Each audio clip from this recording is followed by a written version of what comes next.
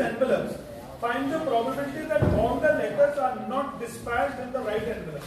क्या ये हमने पहले भी कर लिया था क्या? याद करो आप लोग. 4 letters, 4 addressed envelopes, or 4 letters are not to be dispatched in the correct envelope. क्या हमने 3 का किया था कि 4 का किया? क्यों याद करो? हमने 4 लेटर का किया था कि 3 का किया? 4 का मतलब 24 बने होंगे फिर तो 4 फैक्टोरियल 24 तरीके से लेटर्स को पोस्ट कर सकते हैं. आंसर निकालना है इसका 21 का आंसर निकालो फटाफट. Come on.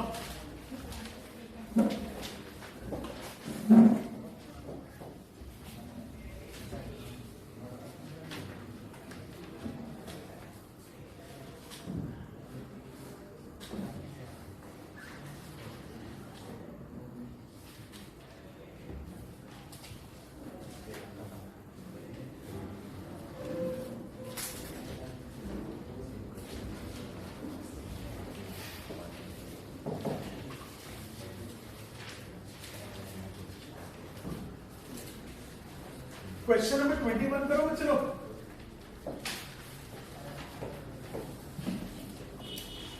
There are 4 letters and 4 address envelopes. तो ये हो गया A B C D और 4 एनवेलप्स हो गए. ये एनवेलप A, ये एनवेलप B, ये एनवेलप B, ये एनवेलप C, ये एनवेलप D. तो पहला तो होगा A B C D. 24 बनाने पड़ेंगे यार, बहुत सारे बनेंगे यार. 24 बनाओ तो बहुत सारे बनेंगे. बोर्ड ही में छोटा बनेगा करे. लेकिन पूछा है कि all the letters are not to be dispatched in the correct envelope. तो ये बताओ 24 में से कितने तरीके से ऐसे होंगे कि सारे के सारे करेक्ट एनवेलप में नहीं होंगे. In how many ways all the letters are dispatched in the correct envelope? 1.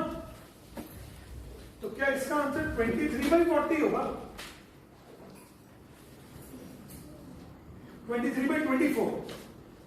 23/24. जरा एक बार चेक करो क्वेश्चन समझ में आ रहा है कि नहीं. उन्होंने बोला 4 लेटर 4 एनवेलप्स में डालेंगे. तो find the probability that all the letters are not to be dispatched in the right envelopes. अच्छा, सारे के सारे लेटर सही नहीं जाने चाहिए.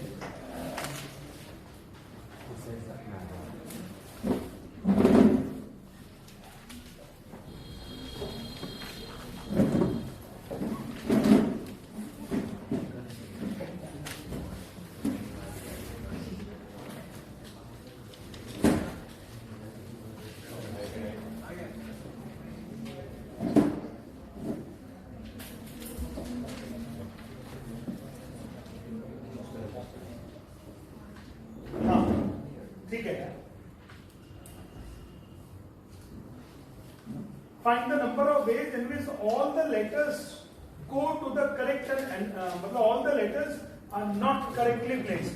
23/24 सही है. देखो total number of ways in which 4 letters can be posted is 4 into 3 into 2 into 1, and the total number of ways in which all the letters can be posted in the correct envelope 1 into 1 into 1 into 1. और इसको 1 में से minus कर दोगे तो answer हो जाएगा 23/24. कितना हो जाएगा? 23/24. 23/24. Question number 21.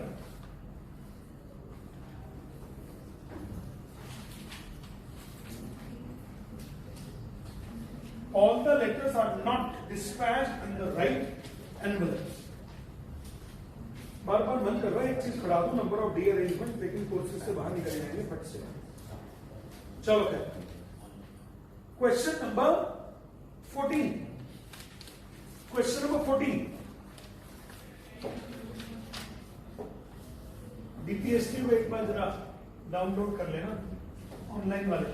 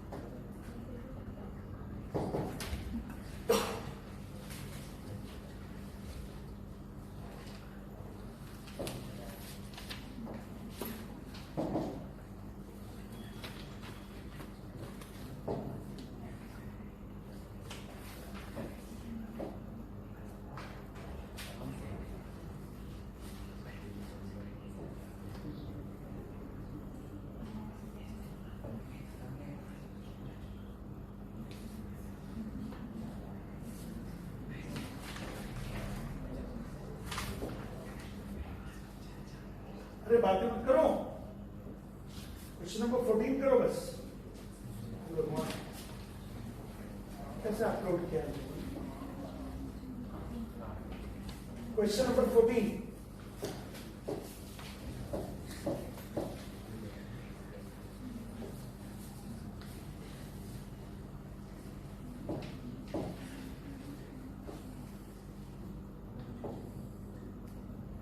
How many four-letter words can be formed by using the letters of the word failure? अरे इनको कैसे मालूम? 1 2 3 4 5 6 7 7. So how many letters of the four-letter word can be formed by the letters of the word failure?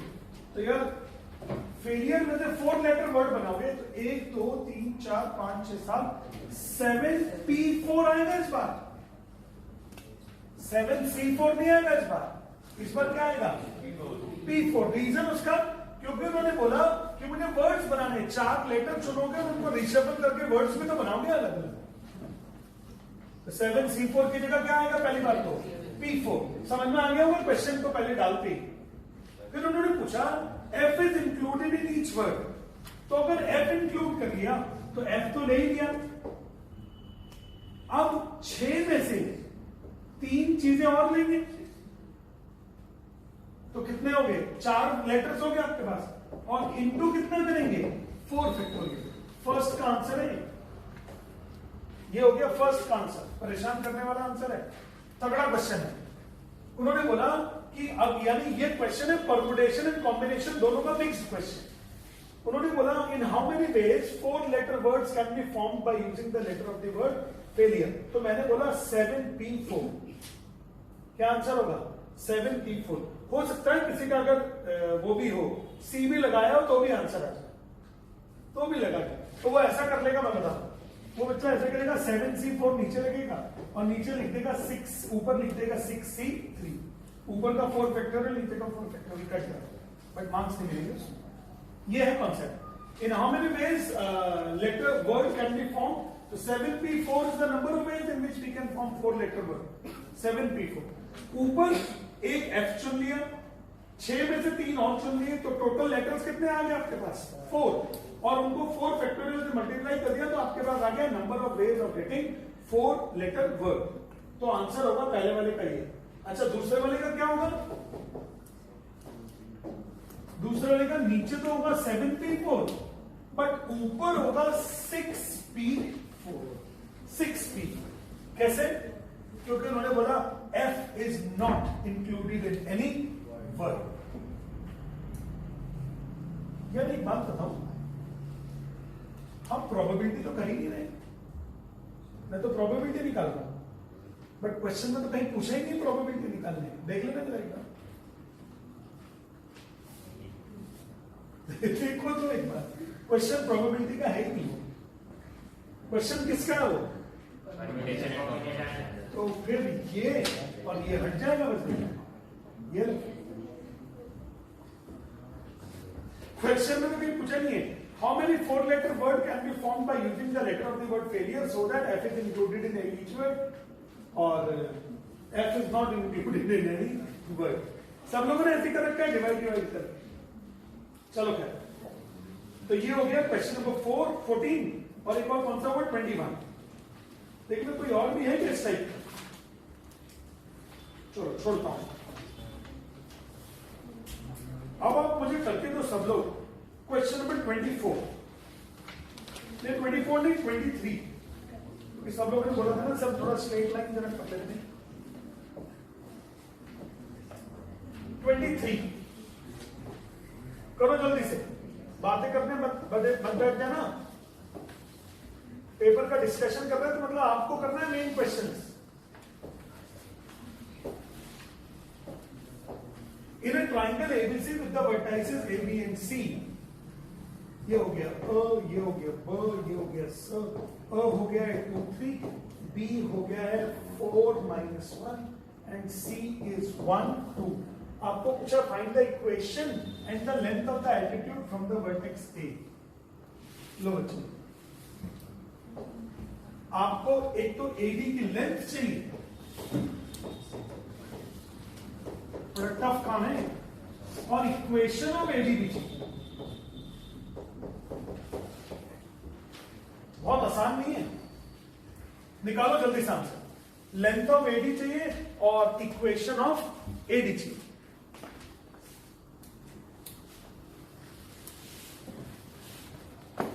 Length of AD और equation of AD. देखिए कुछ दिमाग में है कि नहीं। ये क्वेश्चन है स्कूल के एनुअल पेपर का।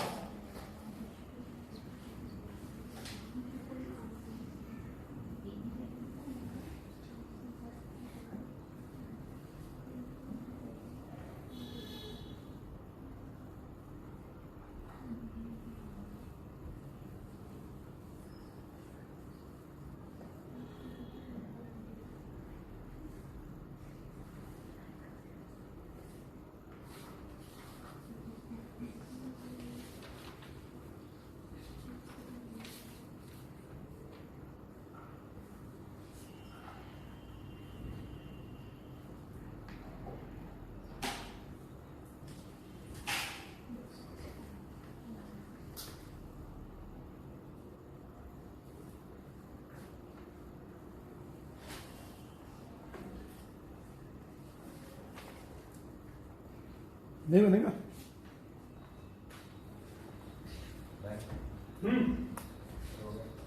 हो गया, गुड। नहीं लेंथ तो नहीं आई होगी अभी।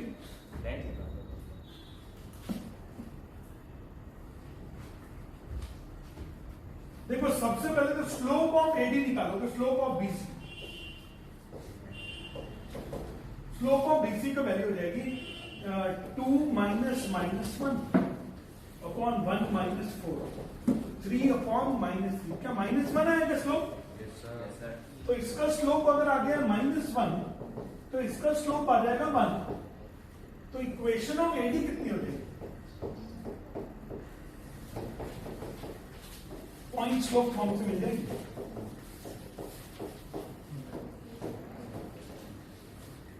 तो ये हो गया y minus 3 is equal to 1 into x minus 2।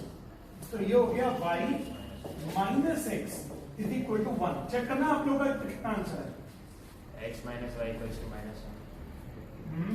एक ही तो है। हाँ एक ही बात है। y minus x equal to 1, this is the equation of AD. Equation of AD. अब मुझे चाहिए डी पॉइंट। तो डी पॉइंट लाने के लिए एडी और बीसी को सॉल्व करिए। इक्वेशन ऑफ बीसी बनाओ 2 पॉइंट फॉर्म। क्या क्या है? बी है 4,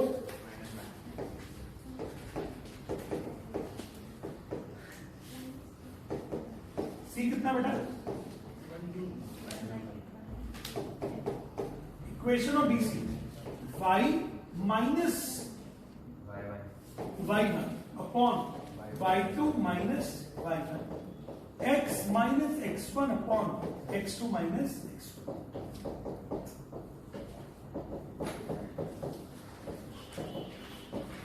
-1 minus y minus 1 is equal to x minus 4।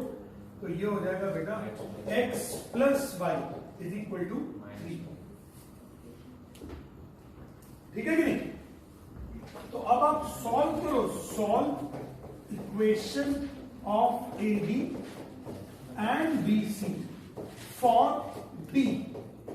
यानी अगर आप ये डी कोऑर्डिनेट चाहते हो, ये डी कोऑर्डिनेट चाहते हो, तो आप एडी और बीसी को सॉल्व करो। सर हाँ अपन ऐसे नहीं कर सकते थे कि अपन ने इक्वेशन निकाल ली थी एडी की, फिर अपन x की वैल्यू रख के y की वैल्यू निकाल ली थी, x की वैल्यू 1 रख के ऐसे। एक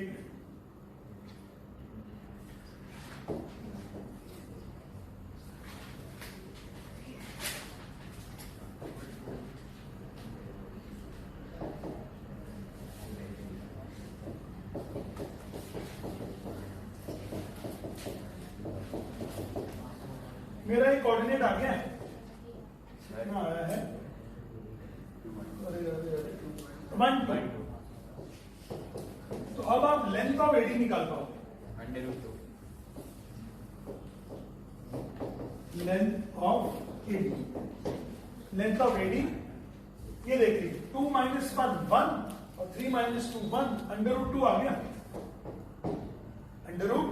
हाँ अब बोलो सर अपन ने इक्वेशन निकाली थी जब एडी किसकी, एडी की।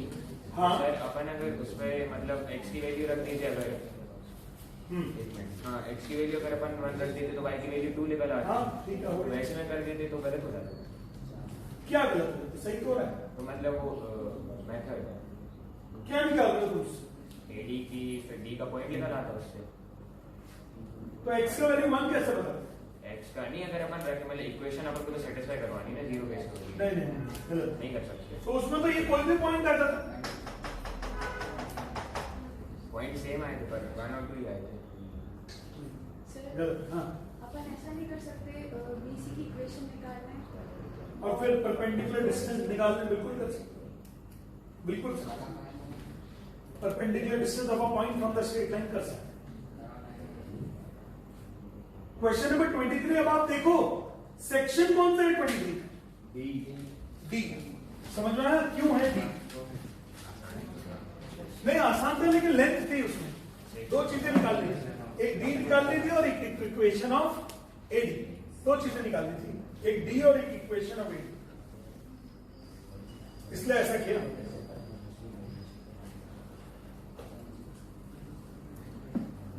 जितने होते जा रहे ना उनको जरा टिक करते जाना।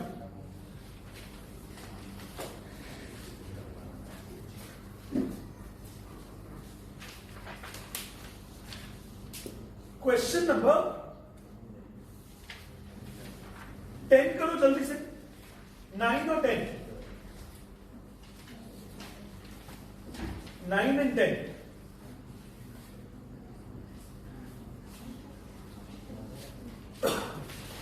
Nine and 10.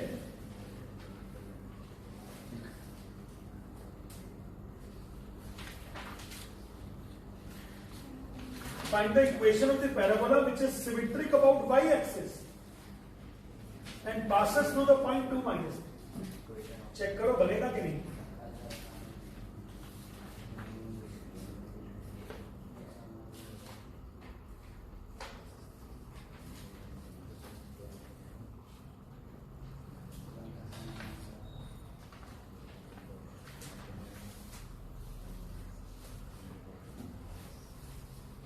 क्या करो जल्दी से, तो देखें फिर question number 9, find the equation of the parabola symmetric about y axis and is passing through the point 2 minus 3।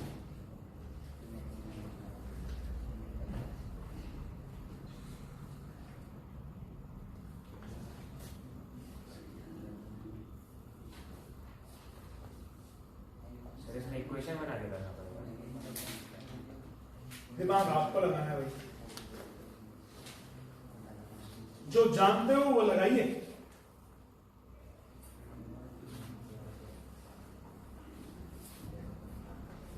जो भी जानते हो वो लगा दीजिए।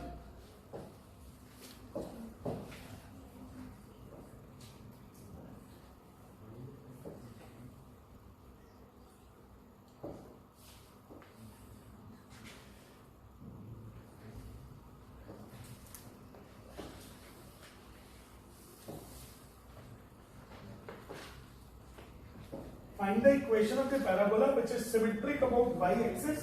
तो पहली बात तो y-axis के symmetric parabola होता कौन सा है, x square is equal to 4ay। अब उसके ऊपर एक पॉइंट पड़ रहा है 2 minus 3, तो मान लेता हूं ये पॉइंट है 2 minus 3, तो x का वैल्यू हो गया है 2 और 4a y का वैल्यू हो गया है -3, a का वैल्यू हो गया है 4/-12, a का वैल्यू हो गया है -1/3, a का वैल्यू। तो अब इक्वेशन हो गया x square is equal to 4ay, x square is equal to 4a का वैल्यू -1/3y, तो ये हो गया 3x square is equal to -4y। Answer 3x square is equal to -4y, 3x square is equal to -4y। बताओ बना कि नहीं। जो जानते हो वो लगाइए।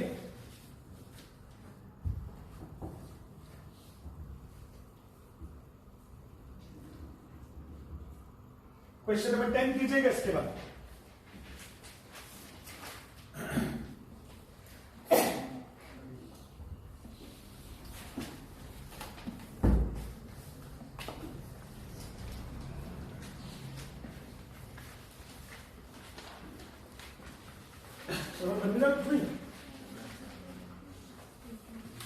जल्दी करें सब लोग।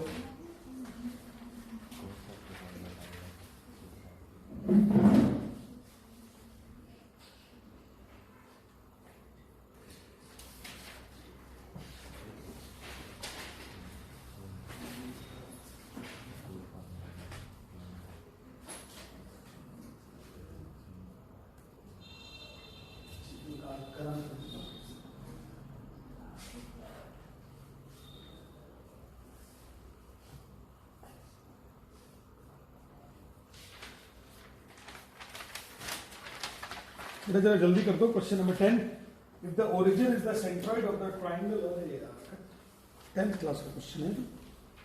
सेंट्रॉइड के क्वेश्चन 10th में आते हैं।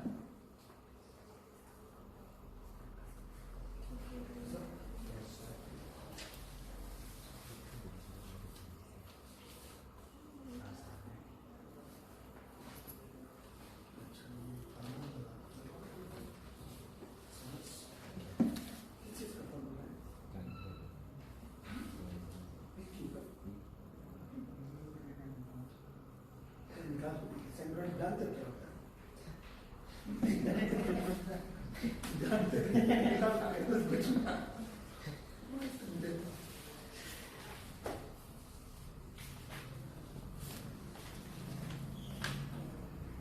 संजय, ये सेंट्रल स्कूल नहीं है, कुछ भी लिख दो कॉपी में, मैं कर देता हूँ यार, मेरे बच्चों को बल मेरा।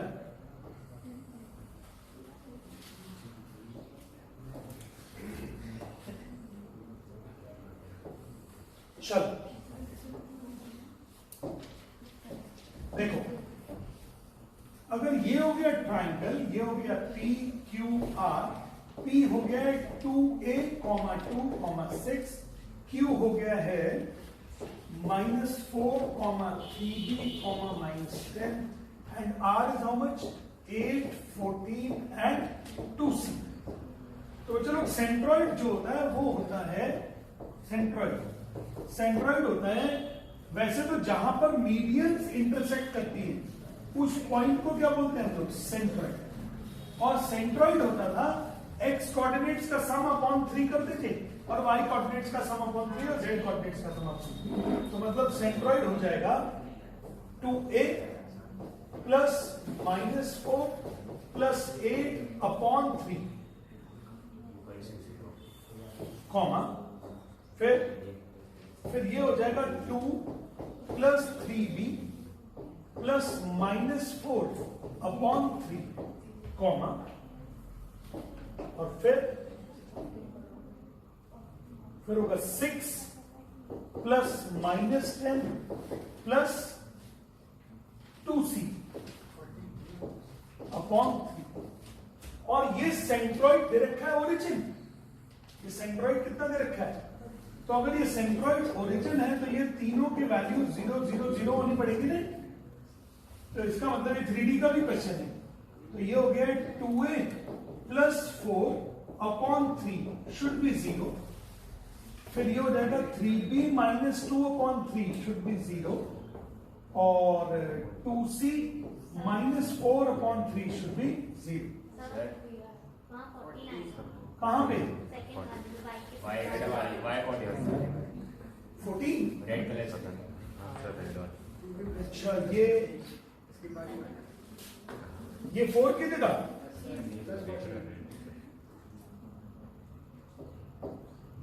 तो प्लस 14 मतलब ऐसा 14 और 2 16 हो गया क्या?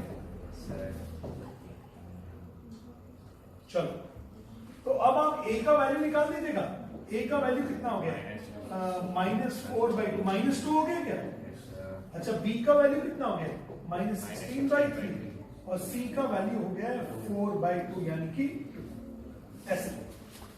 3D का क्वेश्चन है और 10th क्लास के लेवल का है। एक बार और बता दूं जरा, क्योंकि बहुत सारे लोग PQ निकाल रहे थे। ये हो गया x1 y1 z1, ये हो गया x2 y2 z, और ये हो गया x3 y3 z। तो जो सेंट्रॉइड होता है वो होता है x1 plus x2 plus x3 upon 3, y1 plus y2 plus y3 upon 3, और z1 plus z2 plus z3 upon ये होता है सेंट्रॉइड, ये होता है सेंट्रॉइड। फटाफट जरा कॉपी कर दीजिए। Centroid is the point of intersection of the medians. Centroid is the point of intersection of medians. जिस जगह पर मीडियंस इंटरसेक्ट करती है वो क्या होता है? सेंट्रॉइड। बोलो बना के नहीं?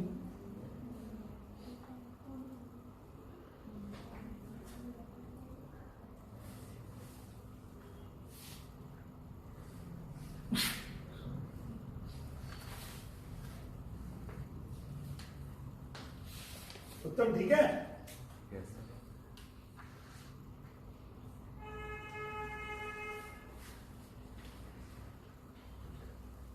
उत्तम मोहल्ले में मेरी बेइज्जती मत कराना यार। नहीं मतलब ये पढ़ ले अच्छे से यार, अच्छे नंबर आएंगे तो मेरी इज्जत रहेगी। नहीं तो तेरे पड़ोसी कोचिंग वाले बोलेंगे और जाओ मेरे वाले से, हमारी कोचिंग छोड़ के वहां जा। सोचो मेरी कितनी बेइज्जती होगी।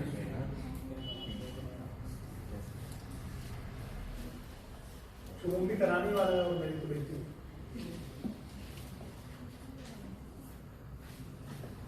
क्वेश्चन नंबर 9 और 10 दोनों हो गए? 9 हो गया, 10 हो गया, 11 बन जाएगा क्या? करो 11 हो गया। 11 जरा चेक करो जल्दी से। अगर 11 हो गया तो और आपके पास बीच बीच में टाइम बच रहा है तो सेक्शन डी उड़ाते जाओ, सेक्शन डी उड़ाते जाओ। धना प्रोबेबिलिटी मत निकालने लगना मन मर्जी से।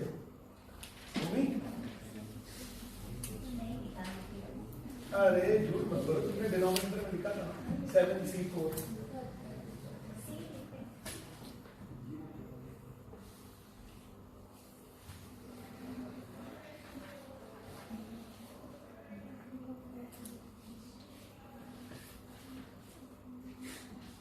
बताइए बन गया कि नहीं?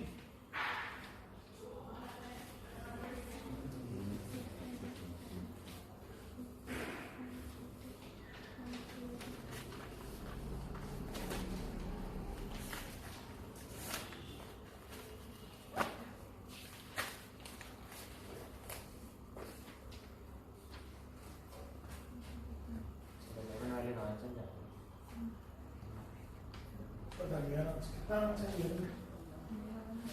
1 आना इसका वहाँ कितना है? 20 पैसे है।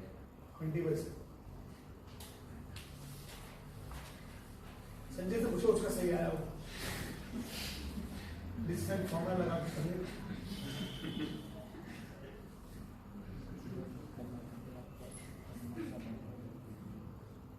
तनिष बनेगा इसमें से कुछ भी?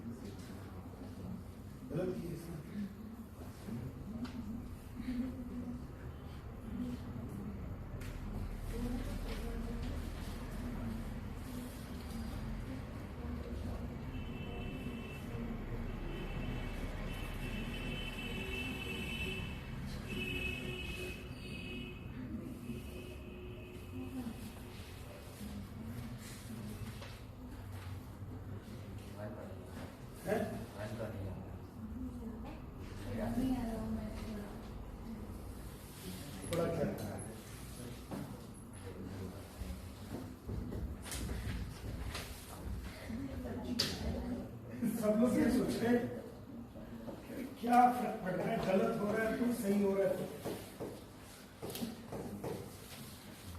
कितना है? 8x³ - 1 है ना? अब upon 16 x raise power 4 minus 1, यही है क्या? देखो ऊपर a cube minus B cube का फॉर्मूला लगाया तो ऊपर तो हो गया है 2x minus 1 into 2x the whole square plus 2x into 1 plus 1 square. समझ में आ गया होगा फॉर्मूला? और नीचे फॉर्मूला लगाया मैंने a plus B a minus B वाला, तो ये हो जाएगा 2x प्लस 1 2x माइनस 1 और 4x स्क्वायर प्लस 1। डिनोमिनेटर का फैक्टराइजेशन ये होगा। देखो डिनोमिनेटर का फैक्टराइजेशन, तो अगर अभी ऐसा होगा तो 2x minus 1 gate cancelled out, x का वैल्यू 1/2 डाल दीजिए, तो x का वैल्यू 1/2 डालने से जो भी आंसर आएगा, जब 1 होगा यहाँ पे 1/4 आ रहा है। अरे कोई बात, जब ये 1 होगा 1/2 डालोगे तो 1 1 2 2 कट जाएगा, बचेगा 1 1 और 1, तो ऊपर तो हो जाएगा 3 और नीचे जब x का वैल्यू 1/2 डालोगे तो यहाँ पे 2 आ जाएगा और 1/2 डालोगे तो यहाँ पे भी 2 आ जाएगा। 3/4 is the answer. 3/4 is the answer. फटाफट कॉपी कर लो। ऊपर फॉर्मूला लगाया a cube minus B cube का, नीचे फॉर्मूला लगाया a raise power 4 minus b raise power 4। Sir ये डिनोमिनेटर वाला बता दो कैसे किया है सर, कर दूं? तब नहीं आया समझ में डिनोमिनेटर? सर हो गया मेरा 3/4। शुभम डिनोमिनेटर समझ में आया कि नहीं आया?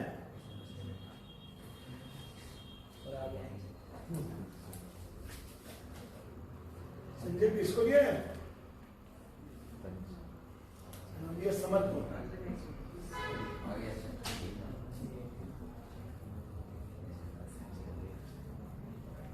आदित्य प्रताप सिंह बोलो।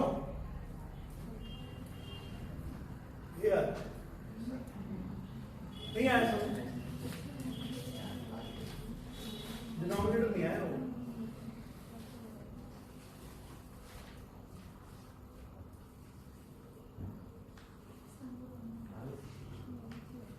Shreyas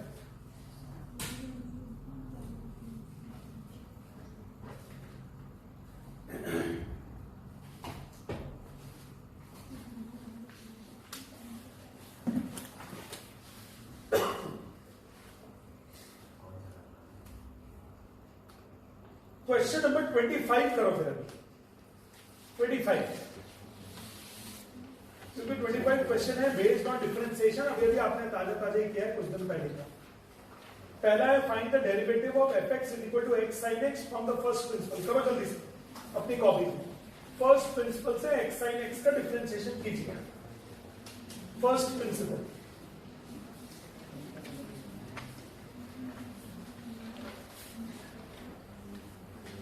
find the differentiation of x sin x from the first principle।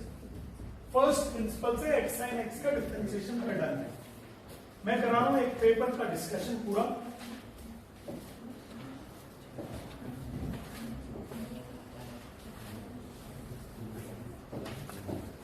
मैं इंडिविजुअल करना, लेकिन आपस में डिस्कशन करके मत करना, भगा लूंगा फिर बैच से।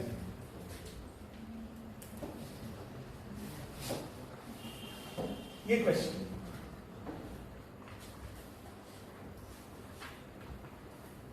Find the derivative of fx is equal to x sin x from the first principle. First principle से डेरिवेटिव चाहिए। देखो कुछ मिलेगा क्या?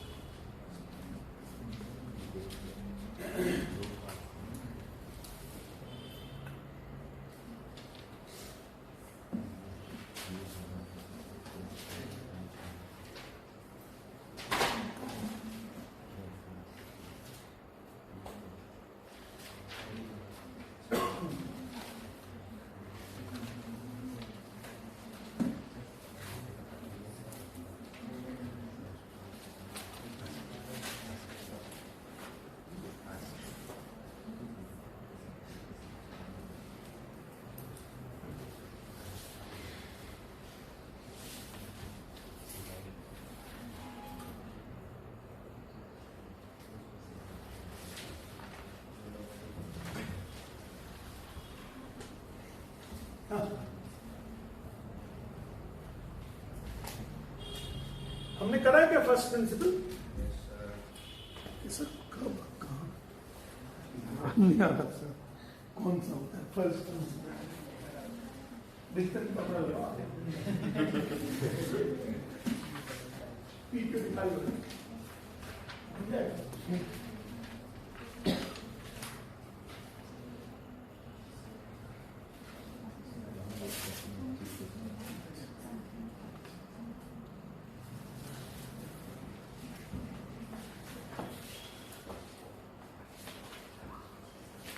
हम लोग क्वेश्चन लिख के बैठे हुए सब लोग क्या करें, क्वेश्चन लिख रहे हैं।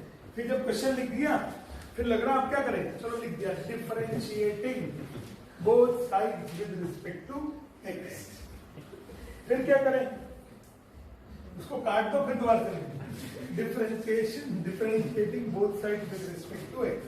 देखो मैं करके बताता हूं। डिफरेंशिएशन थ्रू तो फर्स्ट प्रिंसिपल था, f dash x is equal to limit h tends to 0 f of x plus h minus fx upon h. तो limit h tends to 0 f of x plus h हो जाएगा x plus h sin x plus h minus x sin x whole upon h। याद आया कुछ? Differentiation to first principle का formula था f dash x is equal to limit h tends to 0 f of x plus h minus fx upon h। कराया होगा मैंने जरूर, ना कराने का सवाल ही नहीं। बहुत सारे क्वेश्चन थे और इसके ऊपर तो मैं बोलूंगा आएगा भी एग्जाम में, से आया भी है और आएगा भी। अब क्या करेंगे इसके अंदर, अब इसके अंदर क्या करेंगे, लिमिट h टेंड्स टू 0 ये ले लेंगे x sine x plus h plus h sine x plus h, ये ब्रैकेट ओपन किया है और माइनस x साइन x, ये वाला ब्रैकेट ओपन किया do ब्रैकेट ओपन। अब क्या हो गया, इसको और इसको साथ में ले लीजिए, तो ये हो गया f dash x equal to limit h tends to 0 x common बचेगा कितना, sine of x plus h minus sine x plus h sine x plus h, और इसको भी h से अलग डिवाइड कर दीजिए, इसको भी h से अलग डिवाइड कर दीजिए, कैंसिल हो गई। अब limit h tends to 0 x into sine c minus sine b का फॉर्मूला क्या होता है, 2 cos c plus d by 2 into sine c minus d by 2 whole upon h और plus sine x plus h।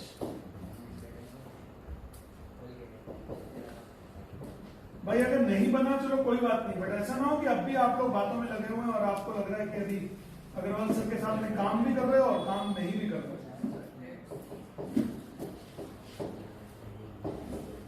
ये sign हो गया h by 2, ये sine h by 2 upon h upon 2 into 2।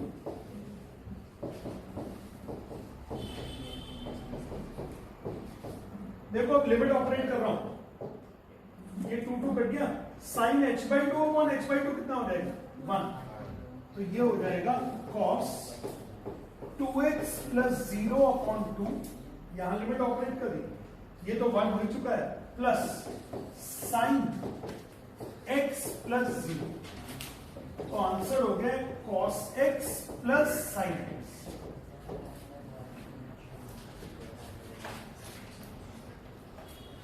यार एक ये x भी था यहां, ये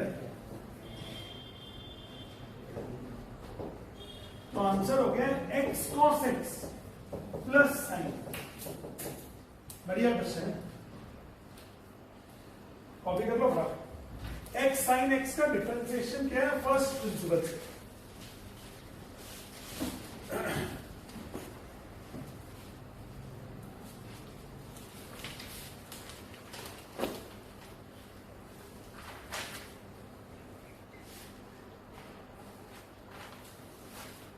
परसों टेस्ट दे दो अब आप मुझे, बढ़िया।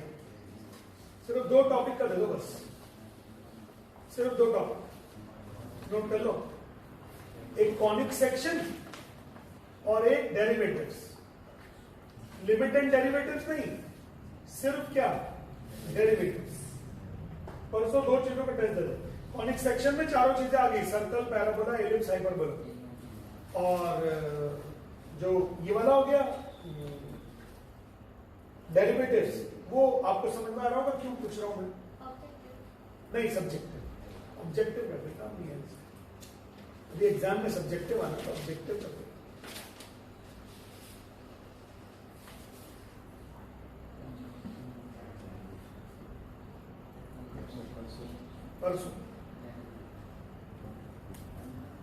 परसों आपका टेस्ट है, ध्यान रखना, कॉनिक सेक्शन का और डेरिवेटिव्स। क्या है, मेरे साथ कर लोगे इन क्वेश्चंस को तो एग्जाम में बन जाएंगे यार। और मेरी तो परेशानी हो रही हो तुम लोग।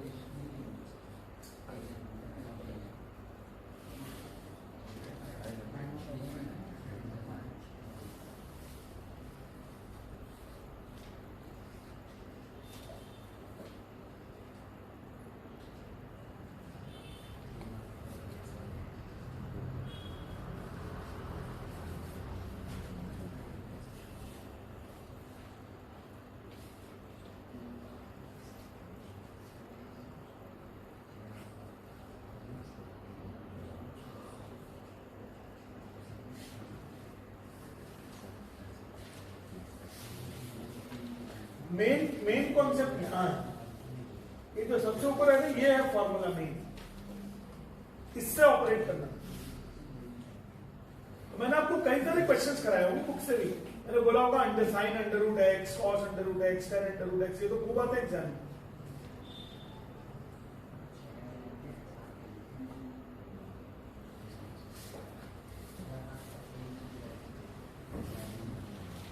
हो गया कॉपी? लिमिट हटने का मतलब ये हो गया कि लिमिट ऑपरेट कर दिया।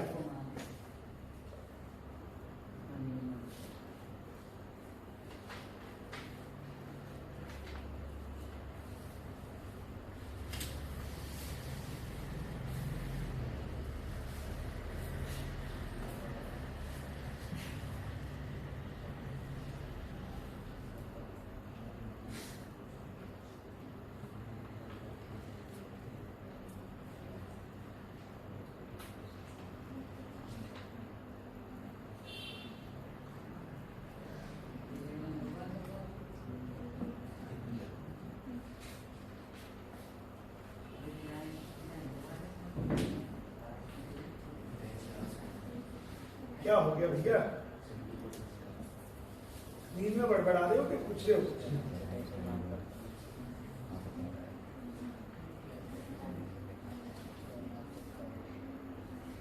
सेंट मेरीज में कब से एग्जाम शुरू? 2 मार्च से। और फंस जाओगे तुम लोग। ये जो तुम लोग को लग रहा होगा ना टाइम मिलेगा तो पढ़ लेंगे, पहले ये सोच लेना कि आजकल जब टाइम मिल रहा है तो पढ़ रहे हैं, ये सोच लेना पहले। अगर आजकल टाइम मिल रहा है, पढ़ रहे हो तो अच्छी बात है, तो आपको टाइम की जरूरत है तो आप पढ़ लो। बट अगर आपको टाइम मिलने के बाद भी पढ़ते नहीं हो तो इसका मतलब फिर आपको टाइम मिलने से कुछ नहीं होना। वो तो जितना दूर एग्जाम, जितने दिन एग्जाम दूर होगा अभी, उतना और लुढ़कते जाओ, क्योंकि चीजें याद ही ना होगी। अच्छा, मैंने एक एक चीज सिखाई है आपको, ये सारी चीजें, ऐसा नहीं है कि सिखाया नहीं है, सब चीजें सिखाई है। इसका सेकंड पार्ट करो सब लोग, वो फर्स्ट प्रिंसिपल से नहीं है, सेकंड पार्ट इसका देखो सब लोग। That is not by the second first principle. उन्होंने बोला differentiate this with respect to x.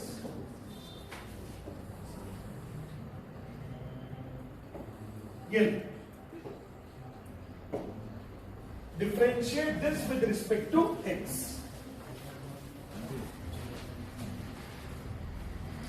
Differentiate this with respect to x. कौन सा रूल लगेगा इसमें? Division rule. Which rule? Division rule.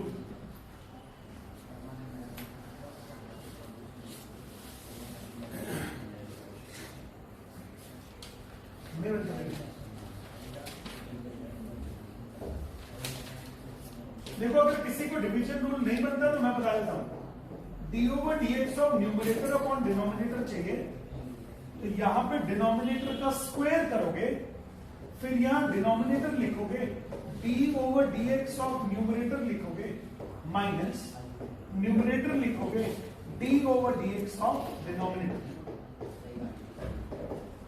मतलब यहां हो जाएगा sec x minus 10x the whole square, फिर डिनोमिनेटर लिखोगे sec x minus 10x into, अब न्यूमरेटर का डिफरेंशिएशन, न्यूमरेटर का डिफरेंशिएशन, तो d over d x of sec x plus 10x, फिर आ गया माइनस, फिर आपने न्यूमरेटर लिखा sec x प्लस 10x, फिर आपने लिखा d over d x of denominator. ये फॉर्मूला लगा दिया मैंने डिफरेंशिएशन डिवीजन। अब इसके बाद डिफरेंशिएशन भी करना है। sec x का डिफरेंशिएशन कितना होता है? sec x 10x, 10x का डिफरेंशिएशन कितना होता है? sec square x। फिर ऐसे ही वहां का sec x का differentiation sec x 10x, 10x का कितना हो जाएगा? sec square x। d over dx of sec x is equal to sec x 10x, और d over dx of 10x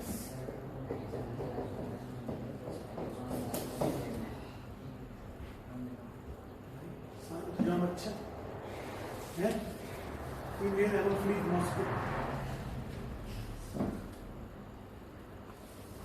बन जाएगा कि नहीं अभी?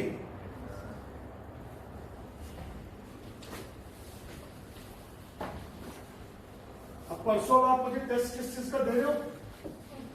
ये दो चीजों का टेस्ट लेना, कॉनिक सेक्शन, सिर्फ एनसीईआरटी से प्रिपेयर कीजिए अभी, कॉनिक सेक्शन, और एक क्या चीज है? डेरिवेटिव। कब है टेस्ट हो रही है?